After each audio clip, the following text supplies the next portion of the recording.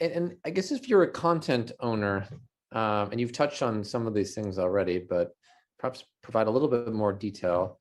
What does Ryff enable, and how different is that from the status quo?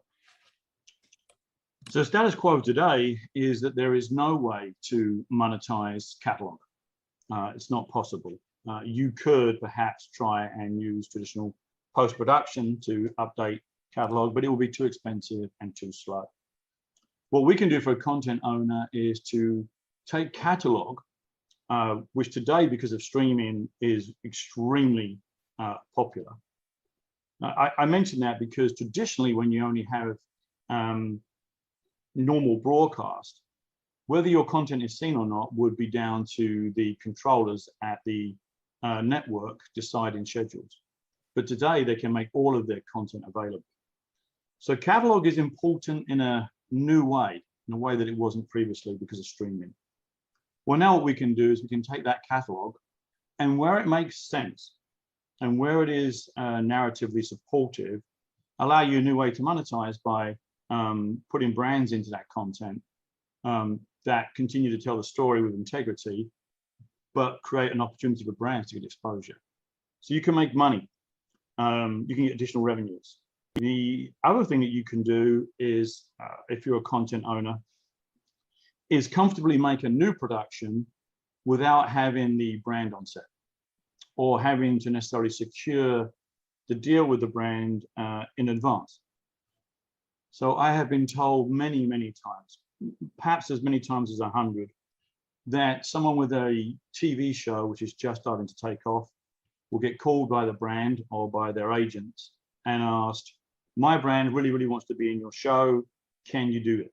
And they would say, no, I'm sorry. Production is now finished. There's no way to do that, even when they would very much like to have taken their money.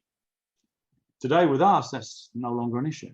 And in fact, our first major project on a Selena Gomez film called This Is a Year with General Mills was just that. The film was finished. General Mills wanted Cinnamon Crunch Toast to be in the film.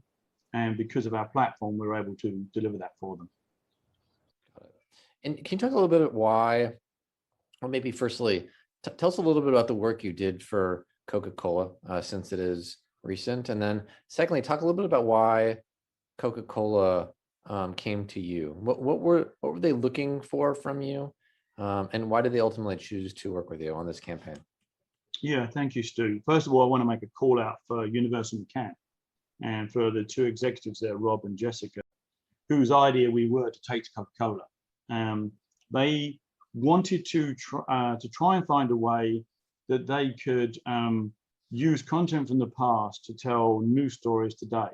Now, in the case of the March Madness and the NCAA amateur or college basketball here, there was an opportunity to take the last time that UCLA was in the Final Four back in 2006 and take that content and then in a fun way add some messaging around Coca-Cola into that, which then linked you to today and what happened at the weekend. Sadly, UCLA didn't get through, so we're all sad about that.